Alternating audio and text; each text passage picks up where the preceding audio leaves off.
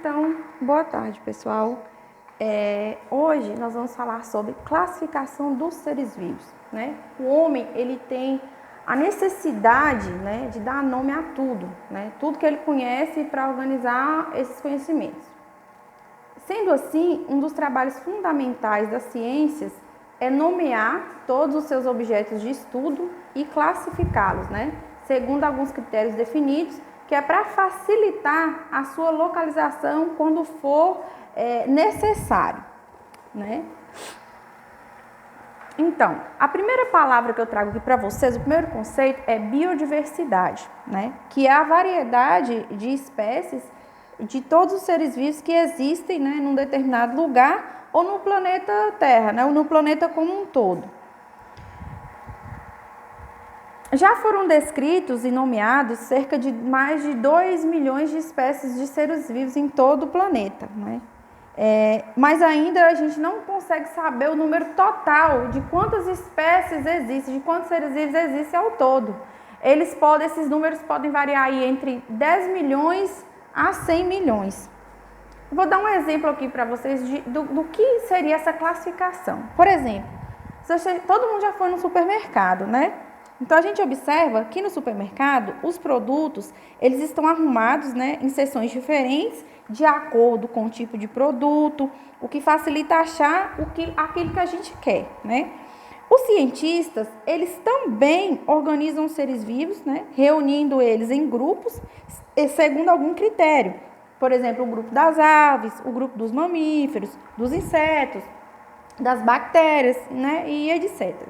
Essa classificação, ela serve para facilitar, né, o estudo dos seres vivos e nos ajuda, então, a entender a origem e a evolução dessas espécies, né?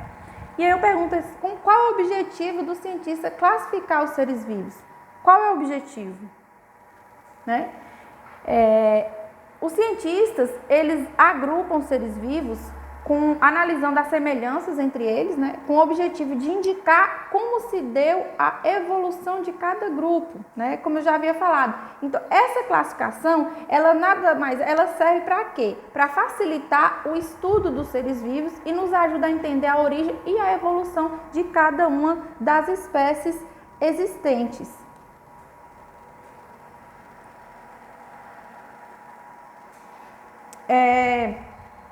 Os critérios de classificação, geralmente, eles são definidos pelos seres humanos e assim os grupos se estruturam, né? Em um trabalho de classificação, portanto, o primeiro passo é estabelecer um único critério de classificação. Então, nós vemos aí a taxonomia, né? Que é o ramo da biologia que estuda a classificação desses seres vivos, né? Os taxonomistas, eles têm um objetivo diferente com a classificação, né? Eles agrupam os seres vivos com base em semelhança nos corpos, né, desses seres vivos, no funcionamento, no desenvolvimento do organismo de cada um, no seu modo de reprodução e até nas semelhanças entre as formações genéticas, entre os genes. Então, o que seria classificar? Classificar pode ser distribuir em classes ou categorias, agrupar segundo determinados métodos ou critérios e, por fim, ordenar, né?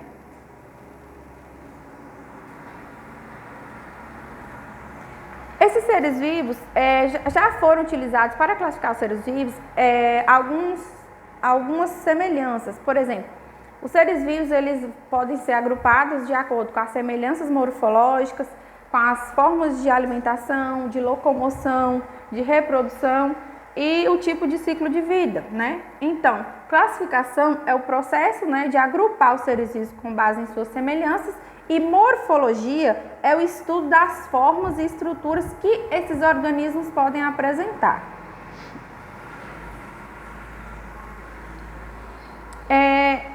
Esse cientista que eu coloquei a foto para vocês aí, ele se chama Carl von Linné, ou a gente chama ele de Linneu. Ele apresentou uma obra, né, um livro, Sistema Natural, que propôs um sistema de classificação mais elaborado com base científica. O que ele fez? Ele criou um sistema, né, da classificação dos animais usando a espécie como a unidade básica, né? Mesmo assim, Linneu ele acreditava que o número de espécies no mundo era fixo, ou seja, que elas não tinham evolução, que elas não evoluíam. Apesar do que essa ideia ela era muito mais comum entre os cientistas daquela época. Então, eles acreditavam que o número era fixo, que existia, por exemplo, apenas 100 espécies, não existiam mais, né? Então, a espécie, o táxon, né, básico é a espécie. A espécie são grupos de populações capazes de se cruzar e de produzir descendentes férteis, né? Inicialmente, os seres vivos eles foram reunidos em grandes grupos que são chamados de reinos, né? O reino animal, por exemplo, né, reúne organismos pluricelulares que ingerem outros organismos. Já no reino vegetal encontram-se os organismos pluricelulares, que fazem fotossíntese. Já no reino monera, nós encontramos aí organismos unicelulares, né, que podem fazer tanto quimiossíntese, algumas realizam fotossíntese, né? O outro táxon, um reino, né, ele pode ser dividido em grupos menores aqui, que são chamados de filo, né? Os filos, eles podem ser divididos com o filo dos artrópodes, por exemplo, né, que estão os animais que apresentam o esqueleto, né, bem rígido e pernas articuladas. Aí esse filo, ele reúne aí como as baratas, aranhas, siris, camarões e etc. Lacraias. Já no filo dos cordados, por exemplo, ou cordata, né, em latim, encontra-se os animais que apresentam coluna vertebral, como é o caso dos seres humanos, dos cães, dos tubarões, sapos e muitos outros animais. O nome cordado, ele vem do fato de que os embriões, né, desses animais possuem uma estrutura bem semelhante a um bastão, né, na posição da coluna vertebral. Esse bastão de células, né, é chamado de corda dorsal. Então, na maioria dos cordados, a corda dorsal é substituída no adulto pela coluna vertebral. Cada filo, por sua vez, ele é subdividido em grupos menores, né, chamados de classe. Exemplo, né, o filo dos cordados inclui, entre outras, né, a classe dos anfíbios, a classe das aves, a classe dos mamíferos, onde nós, seres humanos, estamos incluídos. E cada classe, ela é dividida em ordens, né? Na classe dos mamíferos estão, por exemplo, a ordem dos carnívoros, que vem as onças, gatos, lobos, cães, leões, e a ordem dos primatas, que inclui os seres humanos e os macacos. E aí, cada ordem é dividida em famílias, né? No caso da ordem dos carnívoros, ela inclui, entre outras, a família dos canídeos, né? Que tem como representante os lobos, raposas, cães e tal. E a família dos felídeos, que tem como representante os gatos, as onças, os tigres e etc. Uma família, por sua vez, são composta por gêneros, né? Na família dos felídeos, por exemplo, estão o gato doméstico, né? O gato selvagem, que pertence ao gênero Felis, enquanto o leão e a onça pintada, né, fazem parte do gênero Panthera. E aí, cada gênero pode reunir, né, várias espécies. No caso, por exemplo, dos seres humanos, nós somos da espécie Homo sapiens. Aqui é um exemplo de classificação da espécie Canis familiaris, que é o tipo cachorro doméstico, cão doméstico, né? Eles são do reino Animalia, filo Chordata, né, possui coluna vertebral, subfilo Vertebrata, classe Mammalia, ordem carnívora. Nós somos parentes dos cães, né, até a ordem carnívora. Nós pertencemos até a mesma ordem dos cães. Depois o que muda são a família, que é Canidae, o gênero Canis e a espécie Canis familiaris. Aqui é um exemplo de classificação da espécie de bactéria Salmonella, que é uma bactéria causadora de infecções intestinais, que está presente na maionese estragada, na gema do ovo, a quem gosta de comer o ovo com a gema mole, muito cuidado. O reino é Monera, do filo Proteobacteria, da classe Gamma Proteobacteria, da ordem Enterobacterialis, família Enterobacteriaceae, gênero Salmonella, e aí, por fim, nós temos 3 espécies diferentes. Vocês podem ver que o gênero sempre é o mesmo, Salmonella. Porém, nós temos a Salmonella bongori, a Salmonella entérica e a Salmonella subterrânea. São espécies diferentes, porém, o mesmo gênero. Aqui é um exemplo do pernilongo que causa a malária, do vetor, né, do inseto vetor da malária, né? O reino é Animalia, do filo Arthropoda, classe Insecta, ordem Diptera, família Culicidae, do gênero Anopheles, e a espécie é Anopheles darling. Como vocês viram, né, os reinos são divididos, nós tivemos a divisão. Antigamente, os seres humanos eram divididos em apenas animais, vegetais e minerais. E aí nós tivemos ao longo dos anos várias classificações para todos os seres vivos. A primeira foi a de Linneu, né, como eu falei, ele dividiu os seres vivos em dois reinos, o das plantas, que os organismos incluídos eram bactérias, fungos, algas e plantas, e Animalia, onde ele incluía os protozoários e os animais superiores, ou seja, né, os seres humanos, os cães, aves, anfíbios e etc. Rock, em 1865, fez uma nova classificação.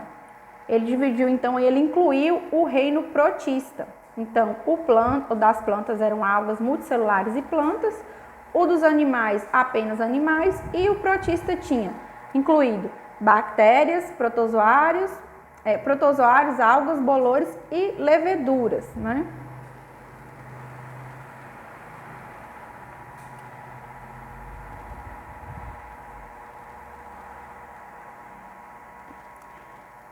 O Whittaker, em 1969, fez uma nova classificação, que é essa que nós utilizamos hoje.